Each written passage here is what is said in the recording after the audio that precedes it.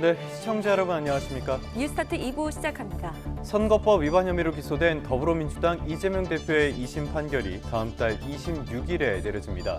1심에선 의원직 상실형에 해당하는 징역 1년에 집행유예 2년이 선고됐는데요. 검찰은 이번에도 징역 2년을 구형했습니다. 이제 헌법재판소의 시간이 된 윤석열 대통령 탄핵 심판 소식까지 주요 뉴스로 전해드리겠습니다. 안덕근 산업통상자원부 장관이 미국의 관세 조치와 관련해서 미국을 찾았습니다. 트럼프 행정부 2기 출범 후에 장관급 인사로는 첫 미국 방문인데요. 이번 방미에서 철강 같은 품목별 관세와 또 상호 관세 조치에 대한 면제를 요청할 예정입니다. 아직까지 미국 측과 논의된 바는 없는 것으로 전해졌습니다. 잠시 후 현지 분위기 어떤지 특파원 연결해서 들어보겠습니다. 그럼 이 시각 주요 뉴스부터 살펴보겠습니다. 더불어민주당 이재명 대표의 선거법 위반 항소심 결심 공판에서 검찰이 징역 2년을 구형했습니다. 이 대표는 혐의를 거듭 부인했는데 선고 결과는 다음 달 26일에 나옵니다. 윤석열 대통령 탄핵 심판 변론을 마무리한 헌법재판소는 곧장 선고 준비 절차에 들어갔습니다. 재판관들은 다음 달 중순으로 전망되는 선고 전까지 매일 평일을 엽니다. 트럼프 미국 대통령이 우크라이나 안전 보장에 미국은 참여하지 않을 것이라고 밝혔습니다. 우크라이나는 내일 미국과 광물 협정을 체결한다고 공식 확인했습니다. 10명의 사상자가 발생한 고속도로 공사장 붕괴 사고와 관련해 정부가 사고 현장과 같은 공법을 쓴 고속도로 3곳의 공사를 중지시켰습니다. 전문가들은 공법보다는 시공 실수 가능성에 무게를 두고 있습니다. 정몽규 대한축구협회장이 압도적인 득표로 4연임에 성공했습니다. 감독 선임 과정에서 불거진 팬들의 성난 민심, 그리고 문화체육관광부와의 갈등은 여전히 과제입니다. 더불어민주당 이재명 대표의 사법 리스크 소식부터 짚어보겠습니다. 어제 항소심 결심 공판이 있었죠. 선고일자는 다음 달 26일로 잡혔습니다. 검찰은 1심 때와 같은 징역 2년을 구형했습니다. 이 대표는 정상적인 검찰권 행사가 아니라고 비판했습니다. 김영수 기자입니다. 재판부가 첫 공판 때 못 박았던 대로 변론이 34일 만에 마무리됐습니다. 민주당 이재명 대표의 선거법 위반 사건 항소심 5차 공판과 결심은 하루에 연달아 열렸습니다. 세상의 이치라고 하는 게 다 상식과 원칙대로 가게 돼 있습니다. 법원이 잘 가려낼 겁니다. 마지막 공판에서도 검찰과 이재명 대표 측은 고 김문기 씨와 국토부 협박 관련 발언을 놓고 공방을 벌였는데 검찰은 1심과 같은 징역 2년을 구형했습니다. 검찰은 피고인 신분이나 정치적 상황에 따라 잣대가 달라지면 공직선거법 취지가 몰각된다고 강조했습니다. 특히 검찰은 사회적 지위를 이용했고 동종 전과도 있다면서 가중 요소가 7개나 있지만 감경 요소는 없다고 주장했습니다. 이 대표는 허위라고 생각하고 말한 적이 없다고 혐의를 거듭 부인했습니다. 이 대표는 최후 진술에서 자신에 대한 수사를 하나하나 거론하면서 검찰이 과하다고 지적했고 징역 2년의 실형을 구형한 것에 대해선 정상적인 검찰권 행사라고 생각되지 않는다고 비판했습니다. 이재명 대표의 정치적 운명은 물론 정치권 전체에도 영향이 불가피한 선거법 항소심 판단은 다음 달 26일에 나옵니다. YTN 김영수입니다. 이재명 대표의 선거법 항소심 결심 공판에서 이 대표와 검찰은 김문기 처장과의 골프 사진 조작 여부를 두고도 공방전을 벌였습니다. 이 대표는 국토부 협박 발언에 대해서도 공소 제기가 위법이라는 주장을 굽히지 않았습니다. 권준수 기자입니다. 과거 생방송 인터뷰에서 이재명 대표는 고 김문기 씨와 골프를 치고 사진을 찍은 게 아니냐는 의혹에 대해 조작이라고 반박했습니다. 이를 두고 1심 재판부는 김 씨와 골프를 치지 않았다는 의미로 해석된다며 이 대표가 고의로 허위 사실을 공표했다고 판단했습니다. 항소심 결심에서 이 대표는 조작이란 단어는 사진을 오려냈기 때문에 말한 거라면서 거짓말한 게 아니라고 반박했습니다. 또 김문기 씨를 몰랐다 얘기한 건 접촉은 했겠지만 기억에 없다는 취지라고 설명했습니다. 반면 검찰은 이 대표가 대장동 사업 비리 의혹에 부담을 느꼈기 때문에 김문기 씨와 선을 긋기 위해 고의로 거짓말을 했다는 주장을 이어갔습니다. 특히 함께 찍은 사진이 조작됐다고 말한 것도 누구든지 김문기 씨와 골프를 친 사실이 없다는 뜻으로 받아들였을 거라고 지적했습니다. 국토교통부 협박 발언에 대해서도 검찰은 날을 세웠습니다. 이 대표의 거짓말로 국토부 공무원은 성남시 공무원을 억압한 사람으로 인식됐다며 증인으로 나온 국토부 공무원이 사과를 요청했지만 끝내 답을 듣지 못했다고 꼬집었습니다. 그러나 이 대표는 성남시 직원들이 억압을 당한다는 말을 해서 들은 기억이 있다고 말하며 최후 진술에서도 스스로 허위라고 생각하고 말한 적은 없다고 호소했습니다. 구형이 중요한 게 아니라 실체가 중요합니다. 실체적 진실에 입각해서 잘 판단하실 걸로 생각합니다. 나아가 이 대표 측은 국정감사에서 한 표현은 증언감정법에 따라 검찰의 공소 제기가 불법이란 입장도 굽히지 않으며 무죄 선고를 요청했습니다. YTN 권준수입니다. 윤석열 대통령의 탄핵 심판 소식도 살펴보겠습니다. 헌정사 최초 대통령의 최후 진술이 이루어졌던 탄핵 심판 마지막 변론에서는 유례없는 장면들이 많이 등장했습니다. 네, 윤 대통령은 1시간이 넘는 연설을 하면서 목이 타는 듯 2차례 물을 마시기도 했고요. 국회 측의 정청래 위원장은 연설 도중 울음을 삼켰습니다. 차정현 기자입니다. 윤 대통령 탄핵 심판에서 양측 대리인단은 유명 구절을 인용하며 각각 2시간 동안 최종 변론을 펼쳤습니다.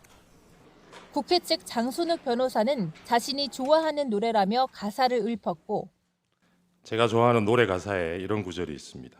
세상 풍경 중에서 제일 아름다운 풍경, 모든 것들이 제자리로 돌아가는 풍경. 헌법재판관 출신 김희수 변호사는 논어 속 공자의 말을 소개하며 윤 대통령을 비판했습니다. 그 혼란의 시대에서 공자가 통찰한 정치의 근본은 백성의 믿음이 없으면 나라는 설 수 없다는 것이었습니다. 윤 대통령 측 첫 번째 발언 주자로 나선 김계리 변호사는 비상계엄을 통해 자신이 계몽됐다고 주장했습니다. 제가 임신과 출산과 육아를 하느라 몰랐던 민주당이 저지른 폐악을 일당 독재의 파쇼 행위를 확인하고 이 사건에 뛰어들게 되었습니다. 저는 계몽되었습니다. 윤 대통령의 멘토로 불리는 검찰총장 출신 정상명 변호사로 처음으로 탄핵 심판에 나왔는데 대통령의 인간적인 면을 봐달라고 호소했습니다. 인간 윤석열은 너무나도 인간적인 사람이었고 사람 냄새가 났습니다. 감히 말씀드립니다, 재판관님들. 절대로 불통하는 사람이 아닙니다. 국회 측의 최종 의견 진술 도중에는 심판정의 애국가가 울려 퍼졌습니다.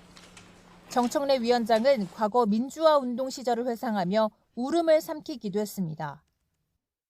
수건으로 눈을 가린 채 속옷 차림으로 4시간 동안 주먹질, 발길질로 헌정사 최초 현직 대통령으로 최종 변론에 나선 윤 대통령은 70분 연설 도중 목이 타는 듯 2차례 잔에 담긴 물을 마셨습니다. 이처럼 거대 야당은 선동 탄핵, 방탄 탄핵, 이적 탄핵으로 대한민국을 무너뜨리고 있습니다. 매회 변론마다 유례없는 장면을 남겼던 윤 대통령 탄핵 심판은 장장 8시간에 걸친 최종 변론을 끝으로 종결됐고 이제 헌재 결정만 남겨두게 됐습니다. YTN 차정은입니다. 방금 들으신 것처럼 이제는 헌법재판소의 시간이 됐습니다. 윤석열 대통령 탄핵 심판 변론 절차를 마무리한 헌재는 곧바로 평의, 그러니까 헌법재판관들이 모여서 결정 내용을 논의하는 비공개 회의에 착수했습니다. 헌법재판관들은 매일같이 평의를 열고요. 비상계엄 사건의 쟁점을 토론할 계획입니다. 송재인 기자가 보도합니다. 8시간에 걸친 윤 대통령 탄핵 심판 최종 변론 다음 날, 헌재는 곧장 선고 준비 절차에 들어갔습니다. 이제까지 변론을 지켜본 헌법재판관 8명이 평의를 열고 본격적인 쟁점 정리에 돌입한 겁니다. 헌재 관계자는 앞으로 휴일을 제외하고 매일 비공개 평의가 열릴 거라고 밝혔습니다. 평의가 열리는 회의실에는 도감청 방지 장치가 설치되고 재판관 외에는 출입도 금지하며 철저한 보안 속에 토론이 오갈 예정입니다.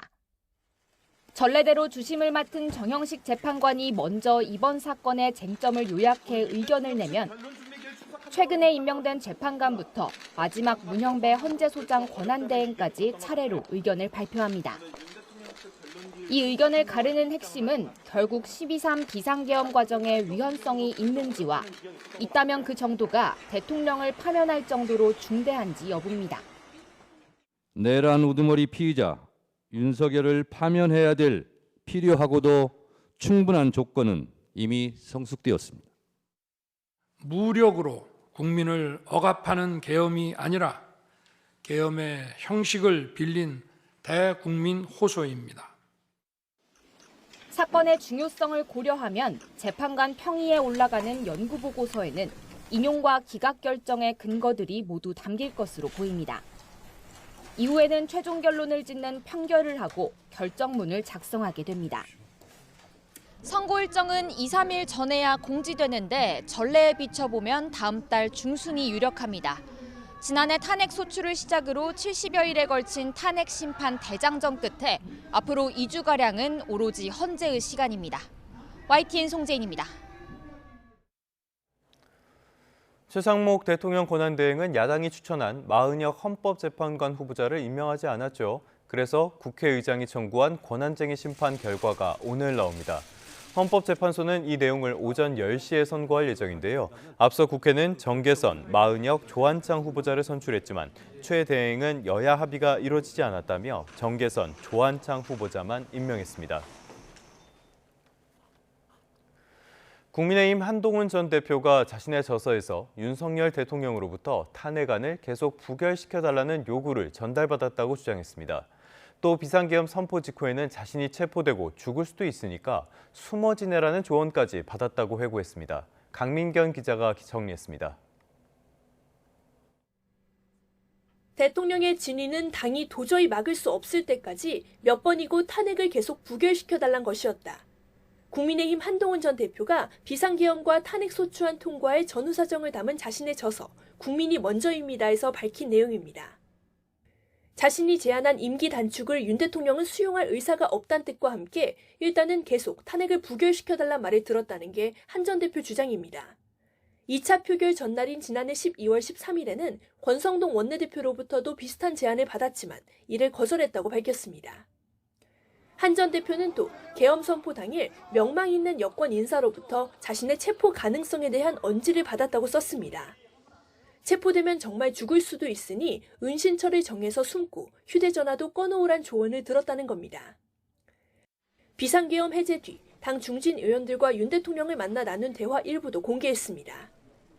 윤 대통령이 먼저 국회를 해산할 수도 있었는데 하지 않았다고 주장했다는 게 한 전 대표 저서 내용인데 한 전 대표가 탄핵 찬성의 정당성을 강조하려는 의도란 해석이 나왔습니다. 한 전 대표는 윤 대통령과의 오랜 인연을 거론하며 당시 탄핵 찬성은 굉장히 고통스러운 결정이었다고 털어놓기도 했습니다. 하지만 국민의힘은 계엄을 옹호한 당이 아닌 계엄을 막은 당으로 남았어야 한다며 자신의 선택은 보수 진영을 지키기 위해서였다고 강조했습니다. YTN 강민경입니다. 검찰이 오세훈 서울시장의 여론조사 비용을 대납했다는 의혹을 받고 있는 사업가에 대해서 강제 수사에 나섰습니다. 공천 개입 의혹 등 명태균 씨가 연루된 각종 사건을 넘겨받은 서울중앙지검이 이제 수사를 본격화하는 모습입니다. 김태원 기자입니다. 서울중앙지검이 창원지검으로부터 정치브로커 명태균 씨 관련 사건을 넘겨받은 지 일주일 만에 첫 강제 수사에 나섰습니다. 서울과 제주에 있는 사업가 김한정 씨의 자택 등을 압수수색한 겁니다.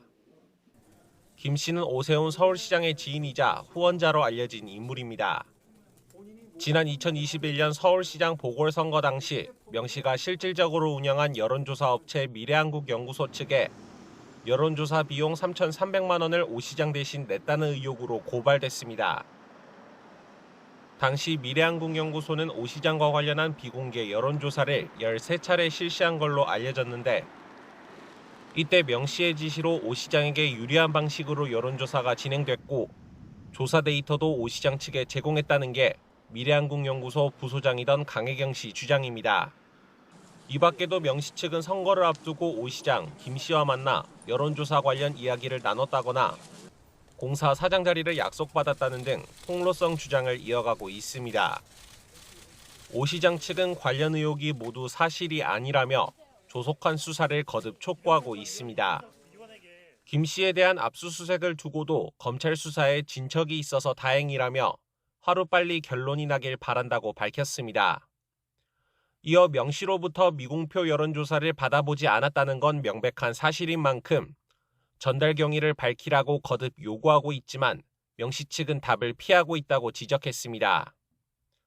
검찰은 압수물 분석을 마치는 대로 김 씨를 불러 정확한 사실관계를 확인할 방침입니다. 또 조만간 창원구치소에 수용된 명 씨를 상대로도 제기된 의혹 전반에 대한 사실관계를 캐물을 예정입니다. YTN 김태원입니다. 경기 안성고속도로 공사장 붕괴 사고 당시 구조물이 갑자기 무너지기 시작하는 모습이 인근 CCTV에 포착됐습니다. 210m 구간이 완전히 무너지는 데 걸린 시간은 단 4초에 불과했습니다. 유서연 기자입니다. 교각 위에 콘크리트 구조물이 일렬로 줄지어 있습니다. 갑자기 맨 앞쪽에 놓인 구조물이 중심을 잃고 조금씩 오른쪽으로 기울기 시작합니다. 그 순간 구조물이 반으로 꺾여 아래로 떨어지더니 나머지 구조물들도 마치 도미노처럼 차례로 무너집니다. 총 길이 210m에 달하는 상판이 완전히 무너지는 데 걸린 시간은 단 4초에 불과했습니다.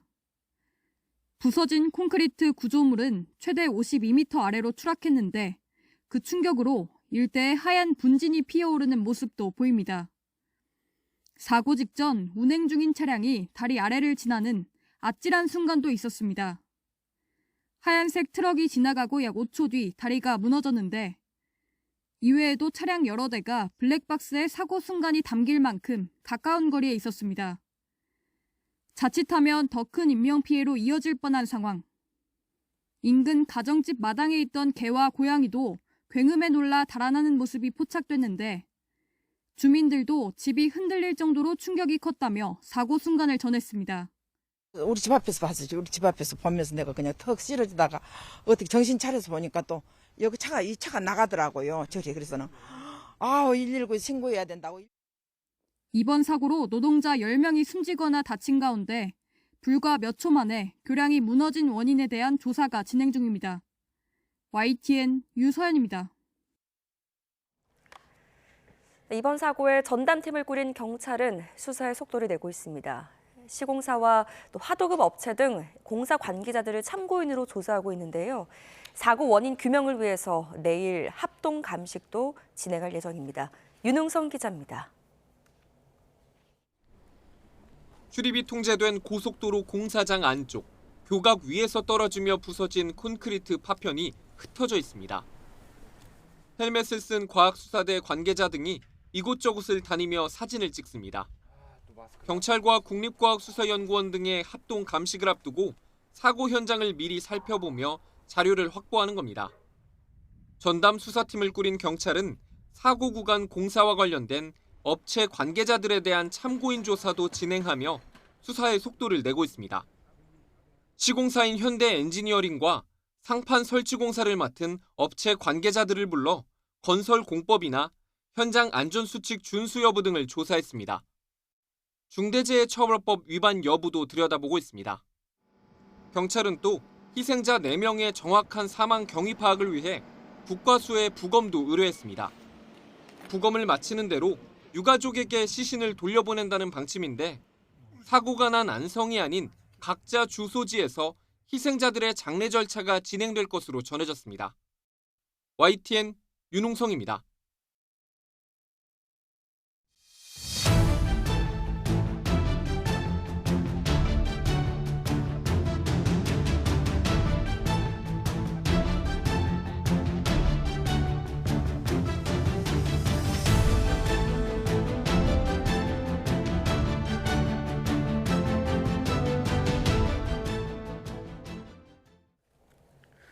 트럼프 미국 대통령이 예고한 각종 관세 대응을 위해서 안덕근 산업통상자원부 장관이 미국을 찾았습니다.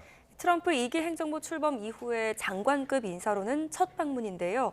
안 장관은 러트닉 상무장관 등과 만나서 관세 면제를 요청하고 또 한미 주요 산업 협력안을 제안할 것으로 보입니다. 워싱턴 연결해 보겠습니다. 홍상희 특파원. 네, 안덕근 산업장관이 러트닉 미 상무장관 등과 만나서 미 관세 조치에 따른 협력 방안을 논의하게 될 텐데요. 어떤 대응이 예상되고 있습니까? 네, 트럼프 2기 행정부 출범 이후 장관급 인사로는 처음으로 안덕근 산업장관이 방미 일정을 시작했습니다. 이곳 시간으로 오늘 오전 워싱턴에 도착한 안덕근 장관은 미국 측과 논의에 앞서 말을 아끼는 모습이었습니다. 이번 방미의 목표를 물었습니다. 안 장관의 말을 들어보시겠습니다. 미국 신정부하고 조선, 첨단 산업, 에너지 분야와 같은 전략 산업 분야에 있어서 이 파트너십을 더 강화를 하고 하는 방안을 협의를 하고 이를 통해서 우리 기업들을 보호할 수 있는 최선의 방안을 강구하기 위해서.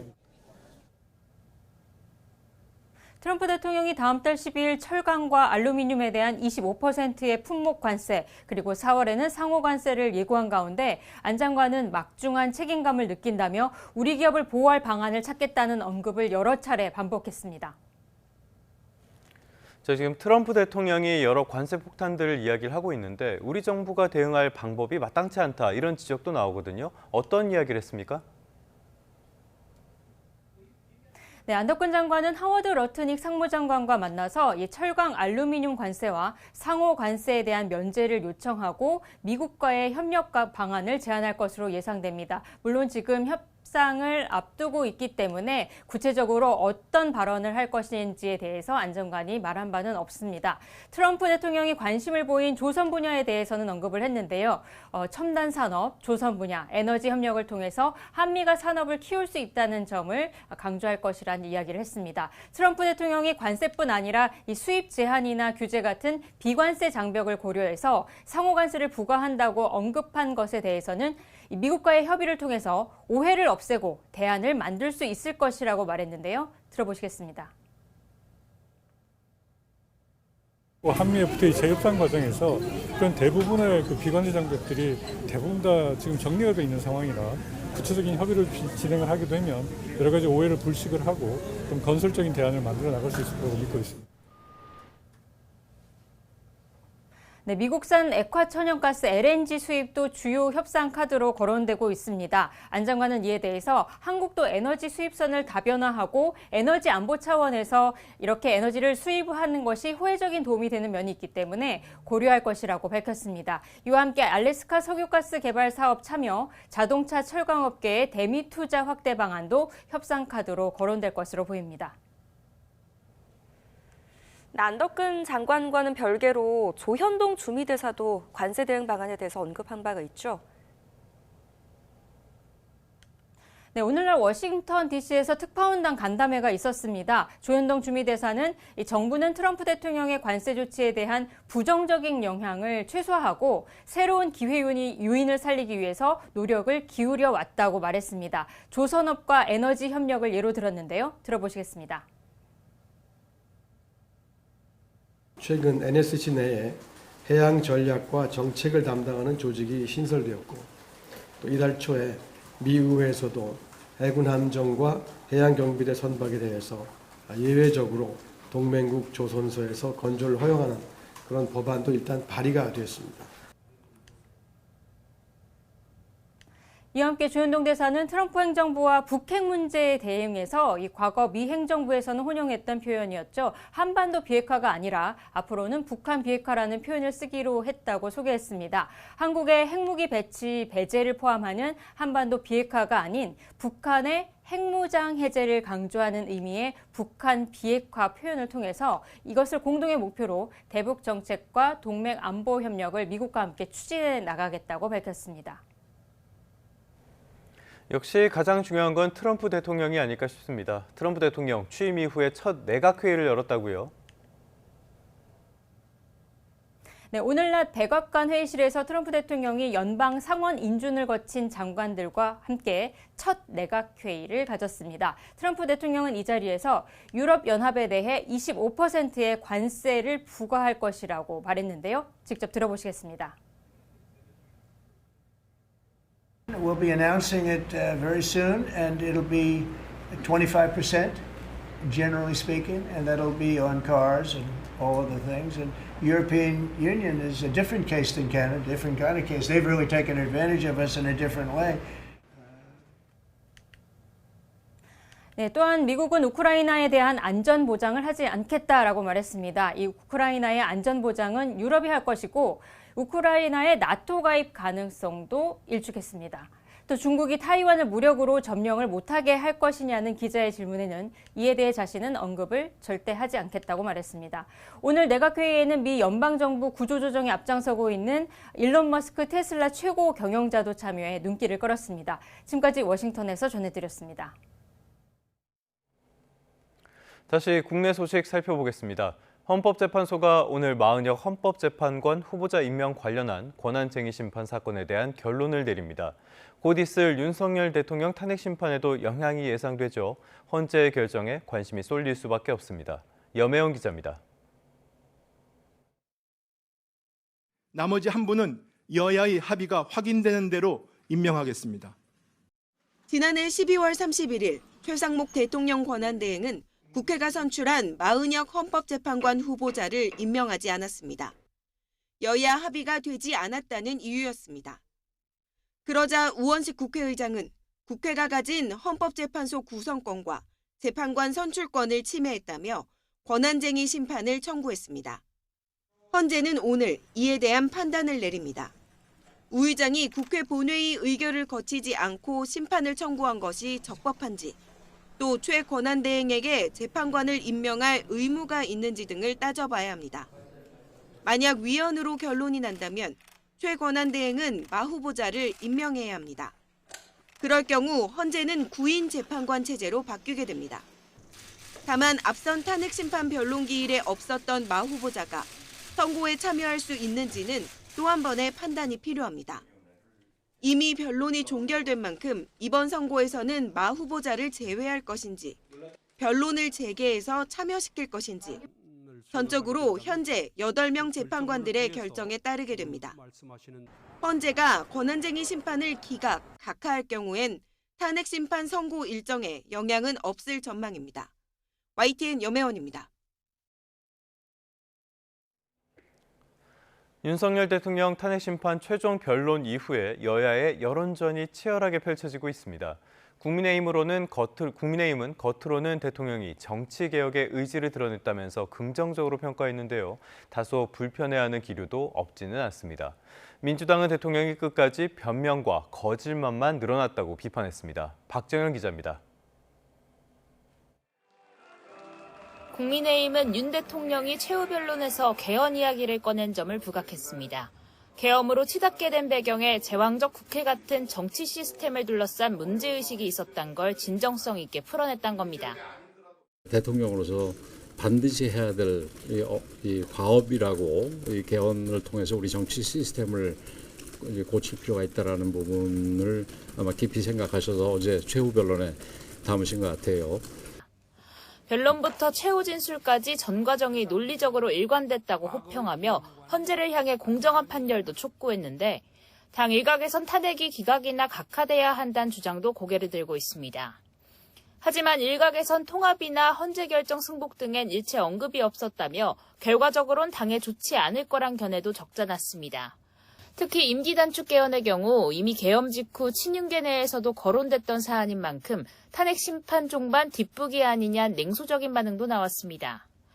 민주당은 윤 대통령이 끝까지 잘못을 인정 않고 남탓과 거짓 개변으로 일관했다며 맹비난했습니다. 손바닥으로 하늘을 가리려 해봤자 결국 내란의 본질은 바뀌지 않는다고 쏘아붙였습니다. 12월 3일은 그 내란의 밤은 영원히 역사 속에 기록될 겁니다. 그 역사적 장면들을 그걸 이런 식으로 순간적으로 왜곡한다고 본질이 바뀌지 않습니다. 헌재를 향해선 만장일치 파면을 촉구했습니다. 윤 대통령이 헌법과 법률을 지킬 의사가 전혀 없는 구제불능이란 점이 다시 한번 명백해졌다며 헌재 결정에 나라 운명이 달려 있다고 강조했습니다. 국민의힘을 향해서도 헌법과 법률을 부정한 지금까지의 언행을 사과하고 결과에 무조건 순복하겠다는 뜻을 밝히라며 압박했습니다. 탄핵 심판 결론이 임박하면서 여야 공방도 격해지는 모습인데 궁극적으로는 조기 대선 가능성을 염두에 둔 여론전이란 분석이 많습니다. YTN 박정현입니다. 네, 지금까지는 대통령의 탄핵 심판 소식 전해드렸습니다. 또 하나의 주목받는 재판이 있죠. 이재명 더불어민주당 대표의 공직선거법 위반 혐의 사건 항소심 선고도 다음 달에 내려집니다. 서울중앙지방법원은 서울고법에서 열린 항소심 결심 공판에서 변론을 종결하며 다음 달 26일 오후 2시에 선고 공판을 진행하기로 했습니다. 앞서 검찰은 거짓말로 유권자들의 선택을 왜곡한 사람에 대해 지위 고하를 막론하고 엄중한 처벌이 필요하다며 징역 2년을 선고해달라고 재판부에 요청했습니다. 이에 맞서 이 대표는 최후 발언에서 국토부 협박 발언 등을 가리키며 정확하게 표현하지 못한 건 자신의 잘못이라면서도 허위라고 생각하고 말한 바가 없다며 혐의를 거듭 부인했습니다. 이재명 민주당 대표의 2심 선고를 앞두고 여야의 입장이 극명하게 갈렸습니다. 여당은 거듭 유죄가 선고돼야 한다며 압박 수위를 높였고요. 반면 민주당은 무죄를 확신한다면서도 조기 대선 가능성을 염두에 두고 재판 결과에 촉각을 곤두세우고 있습니다. 홍민기 기자입니다. 예정이 없던 기자간담회를 자처한 국민의힘 권성동 원내대표. 민주당 이재명 대표의 공직선거법 위반 혐의 2심에선 1심에서 무죄로 판단된 부분도 유죄로 뒤집혀야 한다고 공세를 폈습니다. 김문기 처장도 몰랐다는 부분도 무죄가 나왔지만은 재반 증거를 종합하면은 그 부분도 유죄로 바뀌어야 될 것이다. 저는 그렇게 보고 있습니다. 반면 민주당은 낙관적 전망을 내놓고 있습니다. 이재명 대표는 결심 공판에 출석하기 전 선고 결과 예상을 묻는 취재진에게 이같이 말했고, 법과 상식에 따라 판단해 보시면 다 알 수 있는 일입니다. 당내에서도 1심 의원직 상실형이 이번엔 무죄로 뒤집힐 거라는 기대가 적지 않습니다. 저 개인적으로는 많은 의원들도 그러겠습니다만 저는 무죄를 확신을 합니다. 다만 조기 대선이 열릴 경우 이 대표의 사법 리스크가 최대 뇌관이 될 수밖에 없는 만큼 민주당 내부적으론 촉각을 곤두세우는 기류도 읽힙니다. 새미래민주당 이낙연 전 국무총리는 이 대표가 권력을 잡은 뒤 재판이 중지된다면 법치주의가 무너지게 된다며 개인 리스크가 국가 리스크가 될 거라고 날을 세우기도 했습니다. 민주당은 대통령의 불소추 특권은 재판에 넘겨지는 것뿐 아니라 현재 받는 재판에도 적용된다며 일찌감치 방어선을 쳤습니다.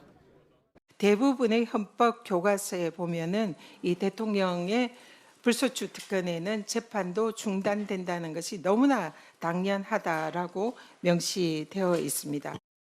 앞서 이재명 대표도 대통령이 되면 재판도 멈춘다고 보는 게 다수 학설이라고 말해 논란에 불을 지폈는데 윤 대통령 탄핵 심판과 맞물리면서 이 대표의 사법 리스크도 다시 도마에 오르는 분위기입니다.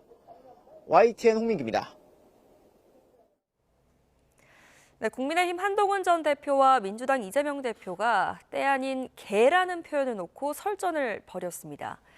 이 대표도 계엄을 선포할 수 있다라는 한 전 대표의 책 내용이 발단이 됐습니다. 김다연 기자입니다. 개를 먼저 언급한 건 민주당 이재명 대표였습니다. 이 대표는 유죄 판결을 막기 위해서라면 계엄을 포함해 뭐든 할 거라는 한동훈 전 대표의 책 속 문구가 방아쇠가 됐습니다. 부처 눈에는 부처가 보이는 것이고 개 눈에는 뭐만 보인다고 합니다. 한 전 대표는 곧바로 SNS를 통해 기꺼이 국민을 지키는 개가 되겠다며 재판이나 잘 받으라고 응수했습니다. 한 전 대표 책에 이 대표가 등장하는 부분은 국민의힘이 윤 대통령 퇴진을 요구했어야만 하는 이유를 설명하는 대목입니다. 당시 윤 대통령의 계엄을 단죄하지 않으면 나중에 이 대표의 계엄을 막을 명분이 없다고 판단했다는 겁니다. 한 전 대표는 또 굳이 계엄까지 안 가도 이 대표는 민주당 주도로 본인의 죄를 없애기 위한 법 개정을 추진할 거라고도 주장했습니다. 대통령이 된 이 대표가 본인에게 유리해진 법안에 거부권을 행사하겠느냐며 카톡 계엄 같은 위험한 일들이 벌어질 거라고도 전망했습니다. 계엄만 없었어도 이 대표 사법 리스크는 순리대로 마지막 결말을 향해 달려갔을 거라며 누가 진짜 보수의 정치를 배신한 거냐고 반문하기도 했습니다.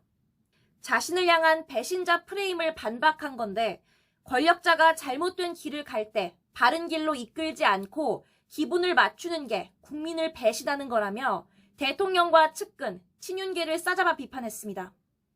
말을 하기보단 들었으면 좋았을 거란 성찰과 자신도 대통령과의 사적인 연으로 괴로움이 컸다는 소회도 남겼는데 곱지 않은 당 안팎 시선을 의식한 거로 보입니다. 한동훈 전 대표는 이재명 대표가 대통령이 되는 걸 막는 게 앞으로 본인이 해야 할 일 중 하나라고 말했습니다. 조기 대선이 열린다면 이 대표의 대항마는 자신이라는 점을 부각하려는 의도로 풀이되는데 두텁지 않은 당내 기반부터 다시 다져야 하는 것 아니냐는 비판의 목소리도 적잖습니다. YTN 김다현입니다. 오늘의 경제 일정도 살펴보겠습니다. 지난해 4분기 가구의 소득 그리고 지출 등이 담긴 가계 동향조사 결과가 발표됩니다. 직전 3분기 평균 가계 소득은 늘었는데요. 고소득층 소득이 큰 폭으로 늘어난 영향이 컸고요. 그래서 분배 지표는 2개 분기 연속으로 나빠졌습니다. 금융당국이 오늘 가계부채 관리 방안을 발표합니다. 앞서 최상목 대통령 권한대행 부총리 겸 계획재정부 장관이 가계부채 비율이 GDP 대비 80% 수준까지 안정화될 수 있도록 일관성 있게 관리해야 한다고 이렇게 강조했는데요. 어떤 해법이 나올지 주목됩니다. 안덕근 산업통상자원부 장관이 트럼프 행정부의 관세 폭탄 대응을 위해 워싱턴 DC를 방문했죠. 오늘 현지에서 무역 통상과 관련한 고위급 인사와 면담을 이어갑니다. 투자와 산업협력 2가지 카드로 관세 면제를 요청하면서 서로의 요구사항을 확인할 것으로 예상됩니다.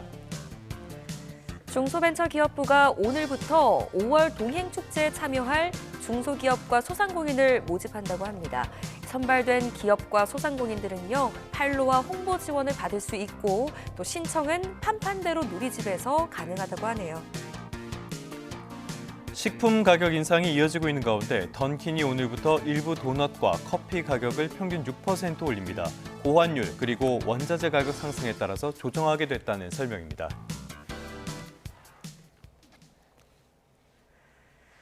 지난해 불거졌던 홍콩 H지수 주가 연계증권 ELS 대규모 손실 사태를 계기로 금융당국이 고위험 상품 판매 관련 대책을 마련했습니다.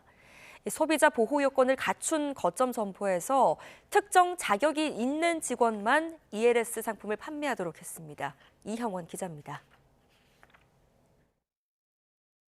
재작년까지 홍콩 H지수에 기초한 ELS는 40만 개조와 19조 원 가까이 팔렸습니다. 그러다 지난해 초 지수가 급락하면서 손실액이 눈덩이처럼 커졌습니다. 손실 확정 계좌는 17만 건, 원금 10조 원 가운데 4조 6천억 원이 손실을 봤습니다. 은행은 은행을 이용하는 예금자에게는 팔지 말았어야 할 위험한 상품을 판매하였고 그 과정에서조차 관련 법을 위반했으면서도 실제로 금융감독원 조사 결과 고령 투자자에게 설명을 제대로 하지 않거나 서류를 변조해 가입시키는 등 불완전 판매가 확인됐습니다. 자율배상을 진행하도록 한 금융당국은 사태가 불거진 지 1년 만에 구체적인 대책을 내놨습니다. 우선 은행 예적금 창구에서는 ELS 판매가 금지됩니다.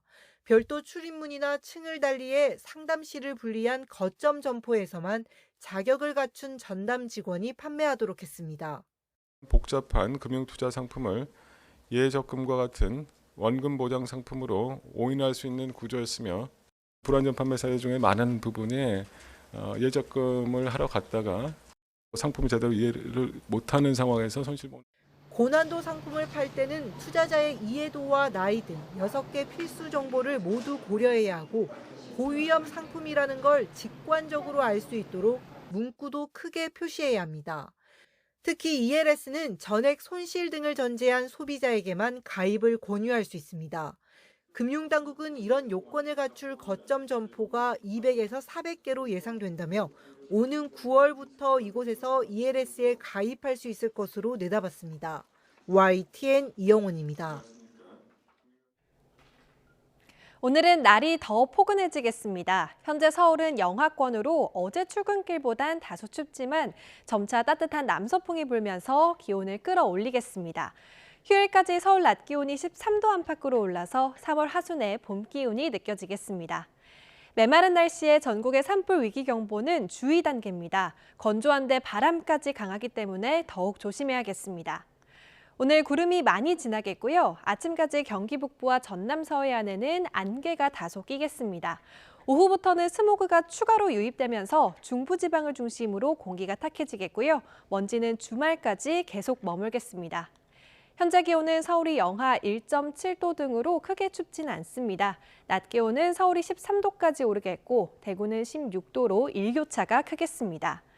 오늘 늦은 오후에 제주도를 시작으로 밤사이에는 충청 이남에 비가 내리겠고요. 3.1절 연휴에는 전국에 비 예보가 있습니다. 날씨였습니다.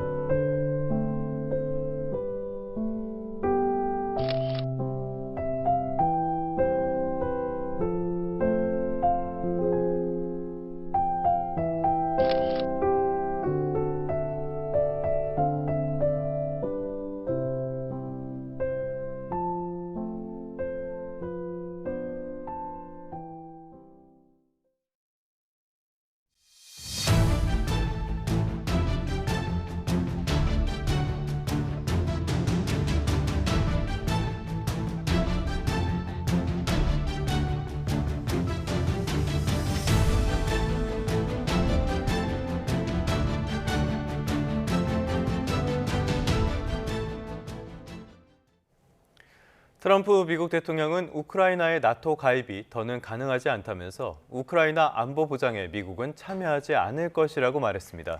유럽연합은 미국을 망치기 위해 결성된 조직이라고 주장하며 유럽연합에 대한 25% 관세 부과가 임박했다고 경고했습니다. 워싱턴 권준기 특파원입니다. 트럼프 대통령은 우크라이나의 나토 가입은 이제 잊으라며 가능성을 일축했습니다. 전후 우크라이나에 대한 안전 보장도 미국은 빠질 거라고 말했습니다. I'm not going to make security guarantees beyond very much. We're going to have Europe do that because it's in, we're talking about Europe as their next door neighbor. 유럽연합에 대한 25% 관세 부과가 매우 임박했다며 특히 자동차 수입에 큰 타격을 줄 거라고 경고했습니다. 애초에 유럽연합이 만들어진 건 미국을 망치기 위해서라며 과거 미국이 적극 도왔던 유럽연합 결성의 역사를 부정했습니다. Let's be honest. The European Union was formed in order to screw the United States. That's the purpose of it. And they've done a good job of it, but now I'm president. 다른 나라가 보복 관세로 대응하면 어떻게 할 건지 기자 질문에는 결국 승자는 미국이 될 거라며 해볼 테면 해보라고 답했습니다. We are the pot of gold. We're the one that everybody wants. And they can retaliate, but it cannot be a successful retaliation because we just go cold turkey. We don't buy anymore. And if that happens, we win. 트리도 캐나다 총리를 또 미국 주지사라고 부르며 멕시코와 캐나다에 대한 관세를 멈추지 않겠다고 밝혔고 골드카드로 이름 붙인 71억 원짜리 영주권을 100만 개 팔고 싶다고 말하기도 했습니다. 트럼프 대통령은 중국의 타이완 무력 침공을 막을 거냐는 질문에 그건 절대 언급하지 않을 거라며 시진핑 주석과 잘 지내고 싶다고 말했습니다. 워싱턴에서 YTN 권준기입니다. 트럼프 집권 2기의 첫 강요회의에서 가장 눈에 띈 인물 역시 트럼프의 남자 일론 머스크였습니다. 정식 강요가 아닌데도 회의에 참석했는데요. 최고 실세 머스크는 발언 기회까지 얻어서 정부 지출을 줄이지 않는다면 파산한다고 경고했습니다. 김지영 기자입니다. 트럼프 대통령이 백악관에 복귀한 뒤 처음 열린 강요회의. 연방 상원 인준을 거친 장관들이 참석한 가운데 대통령 좌우로는 피트 헤그세스 국방장관과 마코 루비오 국무장관이 앉았습니다. 집권 이후 성과에 대한 자랑으로 회의를 시작한 트럼프 대통령. 특히 정보 효율부를 이끄는 일론 머스크 테슬라 CEO를 칭찬하며 발언 기회까지 넘겨줍니다. So I'm going to ask if it's possible to have Elon get up first and talk about Doge because it seems to be of great interest to everyone. 기술 지원이라고 적힌 티셔츠에 미국을 다시 위대하게의 약자 문구가 적힌 야구 모자를 쓰고 회의에 참석한 일론 머스크. 재정 적자를 줄이기 위해 신속하게 움직이지 않으면 미국은 파산할 것이라고 경고했습니다. If this continues, the country will become de facto bankrupt. It's not an optional thing; it is an essential thing.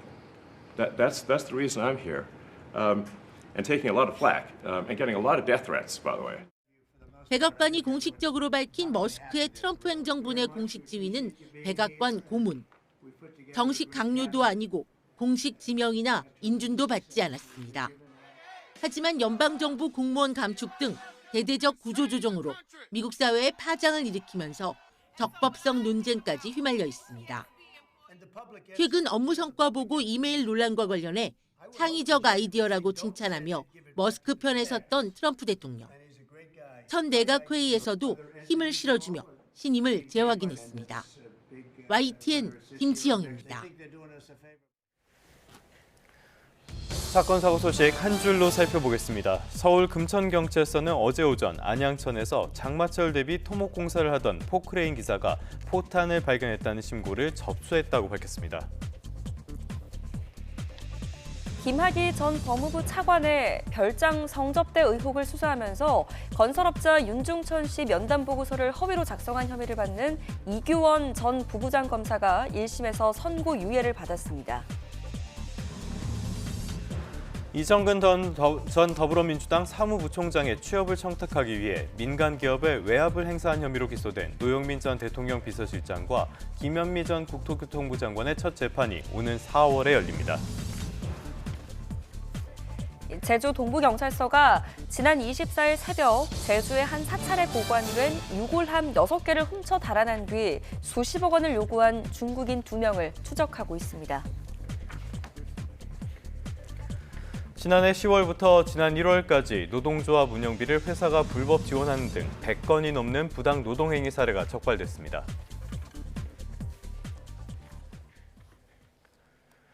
국민연금 개혁 문제가 다시 도마 위에 올랐죠. 여야가 내일 두 번째 여야정 국정협의회에서 모수 개혁 문제를 다시 논의하기로 했습니다. 개혁의 필요성 자체에는 공감대가 있으니까요. 단판 가능성에 관심이 쏠리는데요. 상법 개정 같은 다른 현안에선 여전한 시각 차이를 드러냈습니다. 임성재 기자의 보도입니다. 국민의힘 권성동 민주당 박찬대 원내대표가 우원식 국회의장 주재로 한자리에 모였습니다. 빈손이란 평가가 나왔던 지난주 여야정 국정협의회 사자회담을 뒤로하고 오는 28일 원내대표급에서 다시 회의를 열기로 잠정 합의했습니다. 국정협의체를 권한대행과 국회의장님, 그다음에 양당 원내대표 네 분께서 28일 오후 3시 30분에 개최하기로 잠정 협의를 했습니다. 1%포인트 차이일 뿐이다, 무려 310조 원이 달린 얘기다 등 여야 간 이견을 보이는 국민연금 소득대체율, 즉 모수개혁 문제도 이 자리에서 한 번 더 논의하기로 했습니다. 연금제도 전반을 손질하는 구조개혁의 경우 별도 특별위원회를 꾸려 의견을 나누기로 뜻을 모았습니다. 구조개혁과 관련된 부분은 당연히 연금특위에서 하는 거고, 근데 모수개혁과 관련된 부분은 아직까지 좀 의견이 좀 대립이 되고 있어서 국정협의체에서 좀 더 논의를 해서 결론을 내겠다라고 하는. 하지만 인구나 경제 상황에 따라 연금 인상액 일부를 깎는 자동 조정장치 도입을 전제로 소득대체율 조정에 나설 수 있다는 여당과 일단 소득대체율을 확정한 뒤 구조개혁 때 장치 도입을 논의하자는 야당의 의견차는 여전해 최종 단판이 이뤄질진 지켜봐야 한다는 분위기입니다. 야당 주도로 본회의 강행 처리가 예상되는 명태균 특검법과 상법 개정안은 전국의 또 다른 뇌관으로 남았습니다. 여당은 특히 이사의 충실 의무 대상을 주주로까지 확대하는 민주당의 상법 개정안은 이재명 대표의 대선용 정치쇼와 다름없다는 입장입니다. 기업 발목 비틀기입니다. 또한 정략적 표 계산만 따져가며 자유시장 경제 질서의 근간을 어지럽히는 악질 법안입니다. 반면 민주당은 공정하고 투명한 자본시장을 만들자는 건데 여당이 책임을 지진 못할 망정 야당 발목만 잡아서야 되겠느냐고 반문했습니다. 뚜렷한 정책 목표도 경제 비전도 없이 야당이 제안한 정책은 일단 반대하고부터 보는 그런 자세로 국정을 어떻게 책임지겠습니까? 민주당 예고대로 오늘 본회의에서 명태균 특검법과 상법 개정안이 처리되면 여야 충돌 여파로 연금개혁 협상에도 영향을 끼칠 수 있다는 우려도 나옵니다. YTN 임성재입니다. 윤석열 대통령 탄핵 심판 최종 변론기일에서 간첩법이 거론되기도 했죠. 어제 국회 법제사법위원회 전체회의에서 이 논쟁이 벌어졌습니다. 간첩법 개정안의 조속한 상정을 요구하는 국민의힘을 향해서 더불어민주당은 비상계엄 사태 때문에 일정이 지연된 것이라고 맞섰습니다. 한번 직접 들어보겠습니다. 얼마 전에는 중국인 유학생으로 보이는 사람들이 와서 우리 항공모함을 드러내 촬영하고 군부대를 촬영하는 일까지 벌어졌습니다. 조속히 간첩법과 관련돼서는 전체회의에 상정을 해서 위원장께서 말씀하신 대로 공청회가 필요하다면 공청회를 여는 내란 사태가 벌어져서 물리적으로 공청회를 할 시간이 없었어요. 양쪽 간사님들께서 간첩법에 대해서 공청회 일정을 잡아주시기 바랍니다. 마치 민주당이 간첩법을 반대해서 계엄을 일으킨 것처럼 하는 국민의힘과 윤석열 내란 수계 피의자는 그 부분에 대해서 사과하시기 바랍니다. 정부가 개강을 코앞으로 두고 의료계의 2026년도 의대 정원 동결 가능성을 전한 것으로 알려졌습니다. 다른 의사들의 주장도 반영한다는 방침인데요. 정작 의료계에서는 별다른 반응이 없습니다. 이문석 기자입니다. 교육부가 의대 정상화를 위해 26학년도 정원 동결 카드를 꺼냈습니다.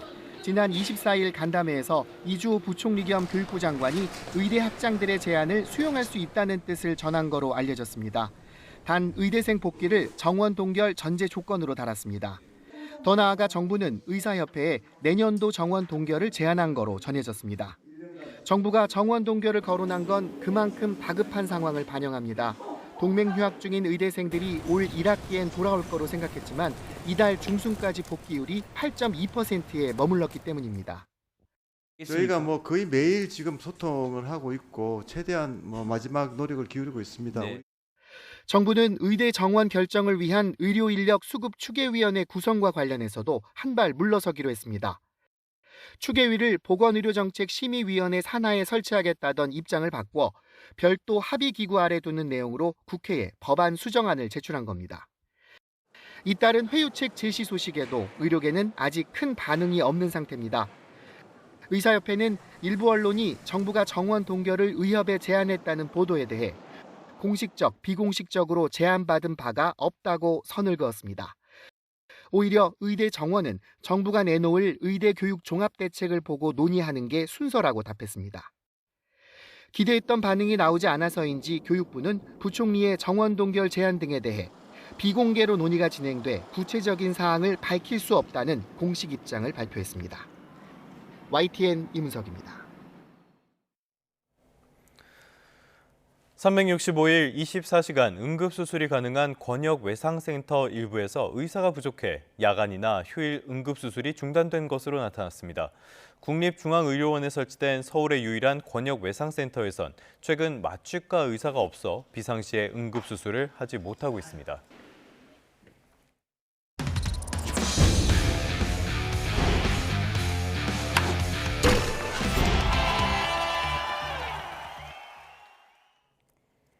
스포츠 뉴스입니다. 두 차례나 선거가 연기되는 파행 끝에 정몽규 대한축구협회장이 압도적인 득표로 4연임에 성공했습니다.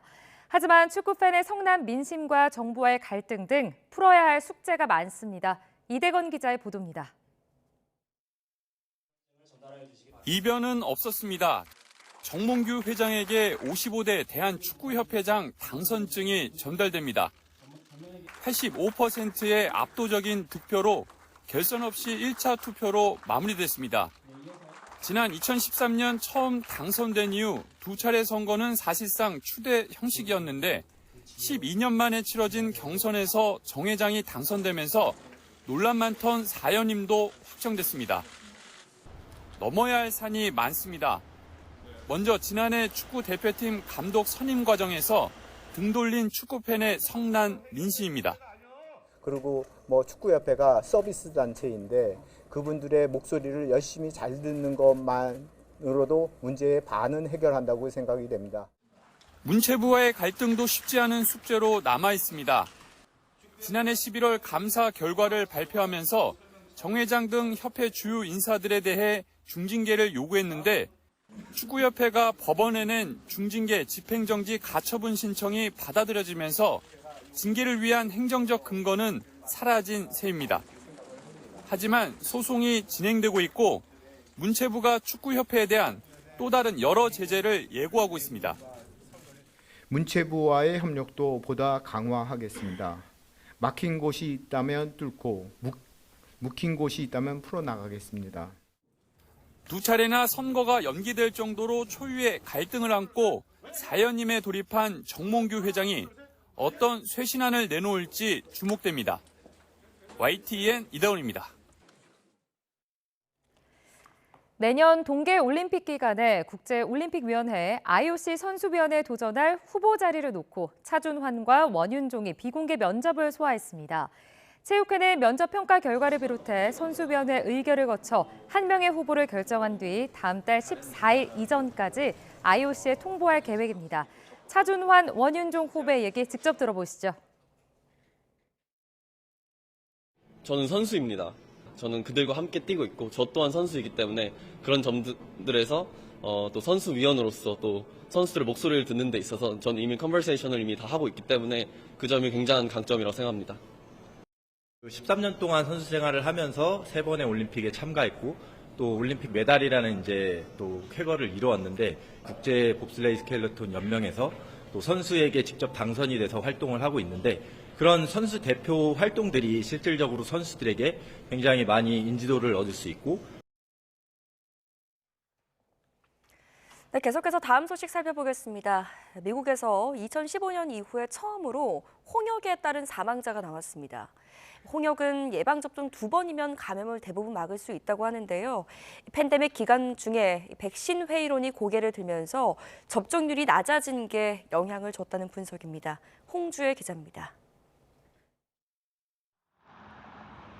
공기로 전파되는 호흡기 감염병 홍역이 지난달부터 미국 텍사스주에서 확산하고 있습니다. 주 경계를 넘어 인접한 뉴멕시코주까지 퍼졌고 결국 이번 유행 첫 번째 사망자가 나왔습니다. 백신을 맞지 않은 학령기 어린이로만 알려졌는데 미국에서 홍역 환자가 숨진 건 10년 만에 처음입니다. 이런 가운데 케네디 주니어 보건복지부 장관은 홍역에 따른 사망자가 한 명 더 있다고 공개했습니다.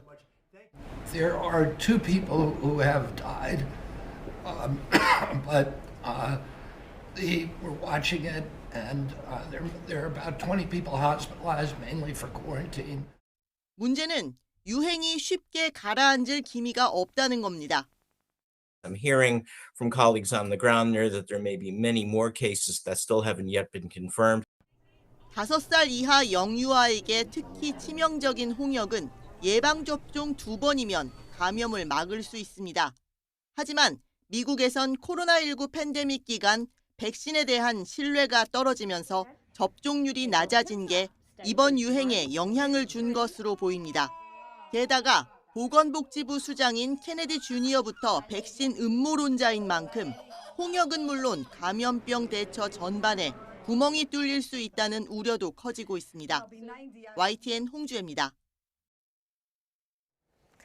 북한이 코로나19 유행으로 2020년 1월 국경을 봉쇄한 이후 처음으로 서양 관광객들을 받았습니다. 이들은 지난 20일부터 닷새 동안 라선 경제특구를 둘러봤는데요.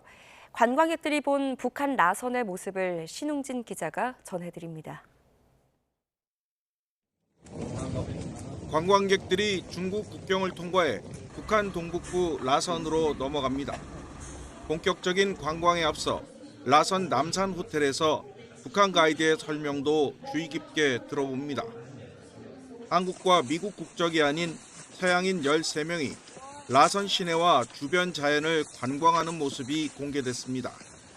Since January of 2020, the country has been closed to all international tourists, and we're glad to have finally found an opening in the Rason area in the far north of North Korea.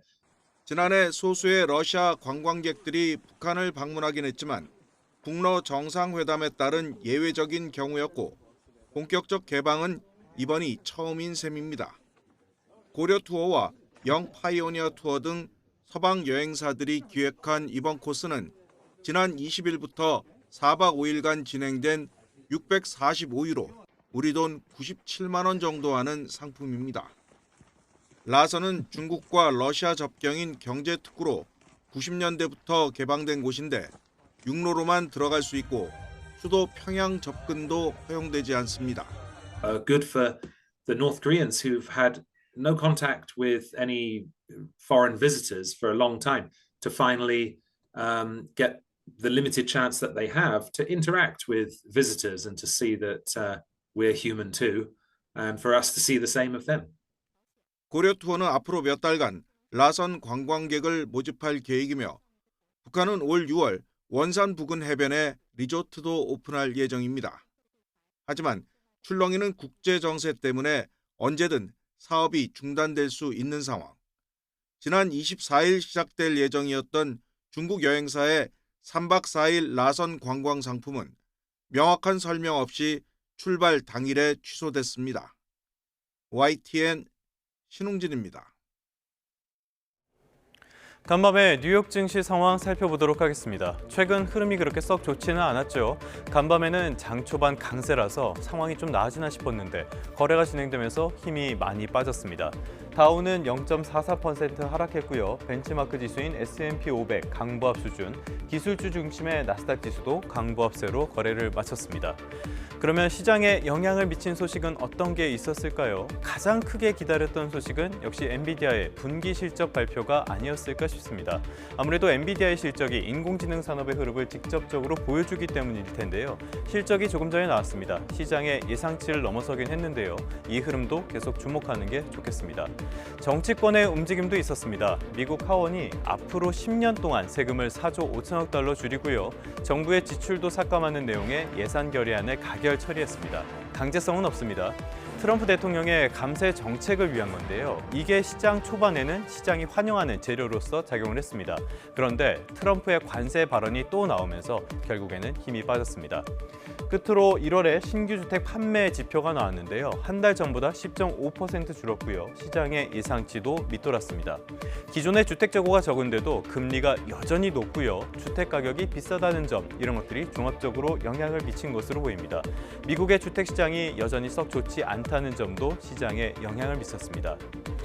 간밤의 특징주도 살펴보겠습니다. 먼저 앞서서 말씀드린 엔비디아가 있습니다. 최근의 흐름은 그렇게까지 재미는 없었죠. 간밤에는 그래도 힘을 냈습니다. 실적 발표를 앞두고 변동성이 커진 모습인데요. 이번 실적 발표 이후로 어떤 흐름을 보일지 이 부분은 지켜봐야겠습니다. 특징주 하나 더 살펴보도록 하겠습니다. 슈퍼 마이크로 컴퓨터, 상장 폐지 위기에 처했던 데이터 센터형 서버 제조업체입니다. 회계 조작 의혹에 더해서 회계보고서 미제출 같은 잡음이 연이어 불거졌는데요. 가까스로 연례 보고서를 제출했다는 소식이 전해지면서 고비를 넘겼다고 볼 수가 있겠습니다. 그래서 오늘 주가는 10% 넘게 반응했습니다. 지금까지 3분 뉴욕 증시였습니다.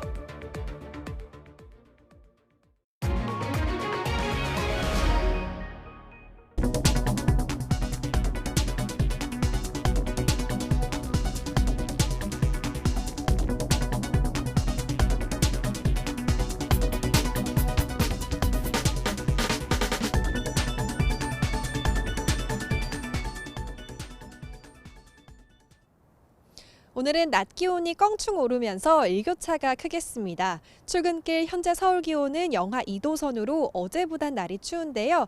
앞으로 따뜻한 남서풍이 불어들면서 낮 기온은 13도까지 오르겠습니다. 오늘과 내일 내륙의 일교차가 15도 안팎으로 크게 나니까요. 환절기 옷차림과 건강관리에 신경 써주시기 바랍니다. 오늘 전국 하늘에 구름만 다소 지나는 날씨가 이어지겠습니다. 아침까지는 경기 북부와 전남 서해안에 안개가 끼는 곳이 있겠습니다. 메마른 날씨 속에 산불 위험은 여전히 높습니다. 전국 대부분 지역에서 산불 위기경보가 주의 단계인데요. 건조한데 바람도 강해서 더욱 조심해야겠습니다. 현재 기온은 서울이 영하 1.7도, 대구는 영하 2.4도로 심한 추위는 없습니다. 낮 기온은 서울이 13도, 대구는 16도까지 오르겠습니다. 일요일까지는 3월 하순만큼 포근하겠지만 당분간 곳곳에 비 소식이 있습니다. 오늘 늦은 오후에 제주도를 시작으로 밤 사이에는 충청 이남에 비가 오겠고요. 3일절 연휴에는 전국에 비가 내릴 전망입니다. 현재 제주도에는 미세먼지가 남아있지만 그 밖에 전국 대부분 지역에서 양호한 대기질을 보이고 있습니다. 다만 오후부터는 추가로 스모그가 유입되면서 중부지방에서 초미세먼지 농도가 높아지겠는데요. 먼지는 주말까지 계속될 것으로 보이니까요. 마스크 챙기시는 편이 좋겠습니다. 지금까지 YTN 이혜민입니다. 네, 뉴스타트 3부 잠시 뒤에 계속됩니다.